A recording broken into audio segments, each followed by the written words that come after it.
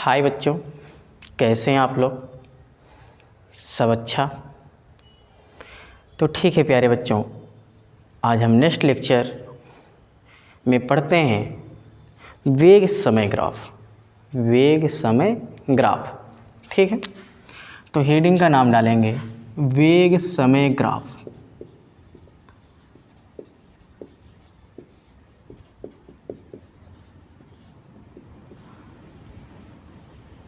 तो चलिए प्यारे बच्चों, सबसे पहले हम बनाते हैं यहाँ पर एक्स अक्ष हो गया और ये वाई अक्ष हो गया।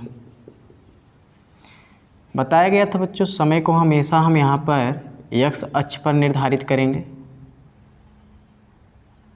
तो ये हो गया बच्चों समय, बाकी जो राशि बच रही है उसको हम वाई अक्ष पर, वेग, ठीक है।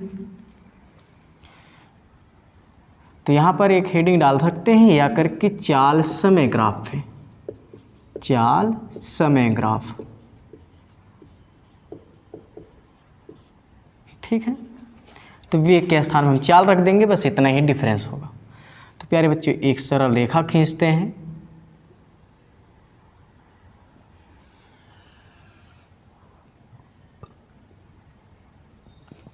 एंगल मान लिया जाए थीटा।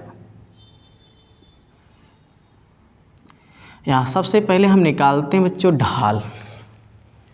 क्या निकाला जाए? ढाल या प्रवणता। tan थीटा बराबर वाई अक्ष अपान एक्स अक्ष, ठीक है। अब देखो बच्चों, यहाँ पर tan थीटा बराबर वाई अक्ष की वैल्यू है यहाँ पर वेग, और एक्स अक्ष पर क्या है? समय। तो बच्चों, वेग बट्टे समय किसको निर्धारित करता है? यहाँ पर त्वरण को, अर्थात त्वरण बराबर वेग अपान समय। मतलब ढाल से हमें क्या मिला? वेग। नई भौतिकी राशि यहाँ पर मिली, भौतिकी राशि मिलती है, ठीक है। यहाँ लिख सकते हैं नई भौतिकी राशि मिलती है। नई भौतिकी राशि कौन है बच्चों? त्वरण। मतलब tan थीटा बराबर क्या है बच्चों? यहाँ पर त्वरण। तो अब इसी पर निर्भर करेगा त्वरण का ग्राफ, थीटा पर, ठीक है। अब आते हैं बच्चों, यहाँ पर हम दूसरा पॉइंट देखते हैं, क्षेत्रफल। तो इस हम कर्व का क्षेत्रफल अगर निकालें तो बच्चों क्या होगा? लंबाई गुणे चौड़ाई। तो लंबाई गुणे चौड़ाई, या 1/2 का भी गुणा कर देंगे हम, 1/2 गुणे लंबाई गुणे चौड़ाई। तो 1/2 गुणे लंबाई गुणे चौड़ाई लिख दो। या तो यहाँ पर सबसे बढ़िया है यार, वक्र का क्षेत्रफल देखें तो यहाँ पर 1/2 गुणे आधार गुणे ऊंचाई, ये लिखना ज़्यादा सुटेबल होता है, तो यही लिख देते हैं। वैसे भी क्षेत्रफल का होता है लंबाई गुणे चौड़ाई। बाकी यहाँ इस वक्र का क्षेत्रफल निकाल रहे हैं तो ये बनेगा, तो एक्स अक्ष आधार हो गया, ऊंचाई क्या हो गया? वाई अक्ष। तो 1/2 गुणे एक्स अक्ष में क्या है बच्चों? समय, और वाई अक्ष में क्या है बच्चों? वेग। क्या है? वेग। अर्थात हम ये लिख सकते हैं 1/2 को अगर हम कांस्टेंट मान लें तो वेग गुणे समय, क्या? वेग गुणे समय। यदि यहाँ पर जो है 1/2 क्या हो? नियतांक हो। यदि 1/2 नियतांक हो तो वेग गुणे समय। तो वेग गुणे समय किसी न किसी का फार्मूला है बच्चों। तो वेग गुणे समय से हमें क्या मिलेगा बच्चों? दूरी मिलता है। क्या मिलता है? दूरी या विस्थापन। लिख सकते हैं कि नहीं लिख सकते हैं? अगर यहाँ पर वेग गुणे समय है तो हमें क्या मिलेगा? विस्थापन मिलेगा, अर्थात विस्थापन बराबर वेग गुणे समय। अगर हम वेग के स्थान पे चाल रख दें तो बच्चों चाल गुणे समय, तो चाल गुणे समय से हमें क्या मिलेगा? दूरी मिलेगा। तो दूरी बराबर चाल गुणे समय। मतलब यहाँ पर भी नई भौतिकी राशि मिली, नई भौतिकी राशि मिलती है। तो अभी तक जितने ग्राफ हम खींचे विस्थापन समय और दूरी समय, वहाँ पर क्षेत्रफल से कोई नई भौतिकी राशि नहीं मिलती थी। जबकि यहाँ पर देख रहे हैं चाल समय या वेग समय के ग्राफ से क्षेत्रफल निकाला गया, तो क्षेत्रफल से एक नई भौतिकी राशि मिली, जिसमें वेग गुणे समय वाले से मिला आपको विस्थापन और चाल गुणे समय वाले से मिला दूरी। तो ये है बच्चों, कॉपी करिए, फिर आगे ग्राफ खींचते हैं। कॉपी कर लीजिए। चलिए बच्चों, अब खींचते हैं ग्राफ।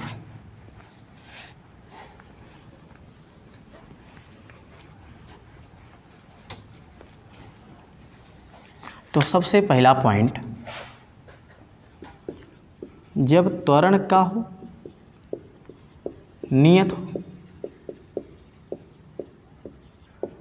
जब त्वरण नियत होगा, कब होगा नियत बच्चों? जब थीटा नियत होगी तभी तो।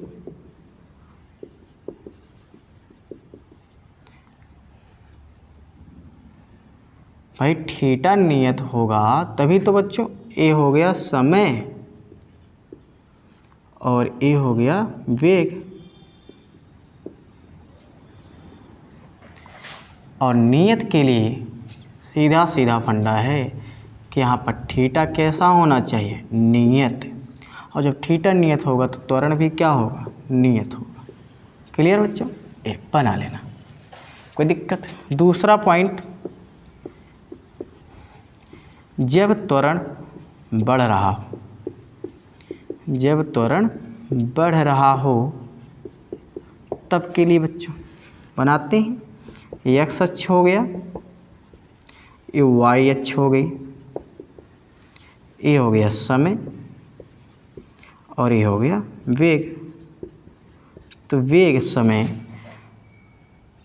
भाई थीटा का मान बढ़ाएंगे तभी तो यहाँ पर त्वरण बढ़ेगा।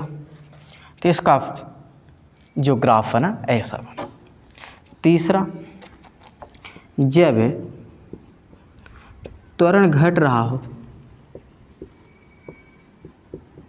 जब त्वरण घट रहा हो तो ऐसी स्थिति में क्या होगा बच्चों? ये एक्स अक्ष हुआ है और ये वाई अक्ष,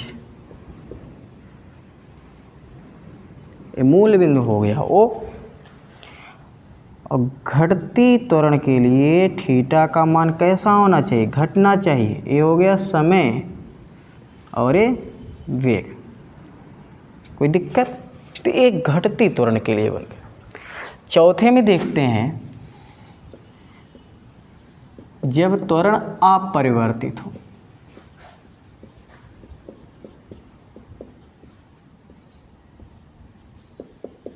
तो भैया त्वरण अपरिवर्तित हो तो इसका मतलब थीटा का भी मान कैसा होना चाहिए? अपरिवर्तित होना चाहिए। तो कैसा बनेगा बच्चों? सीखिए, इन सबको आराम से बनाना सीखिए। रटोगे बच्चों भूल जाओगे। ए है टाइम और ए वेलोसिटी, वेग। ये किसका बन गया बच्चों?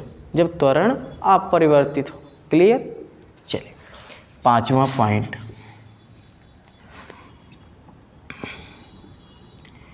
जब त्वरण अनंत हो, मतलब अनंत त्वरण के लिए तो बनाएंगे, ये हो गया एक्स अक्ष और ये हो गया वाई अक्ष। अनंत के लिए इसका मतलब समय का शून्य होना आवश्यक है,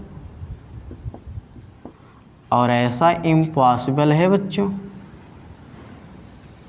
ऐसा असंभव है। पिछले लेक्चर में बताया गया क्यों? क्योंकि कभी समय शून्य नहीं होती है।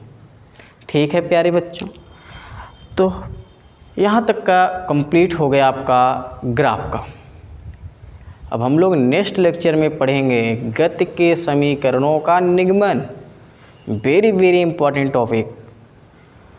तो लगे रहिए बच्चों, मेहनत करिए। जो नए बच्चे जुड़े हैं चैनल से, उस चैनल को ज़रूर सब्सक्राइब करेंगे, शेयर करेंगे, कमेंट करेंगे।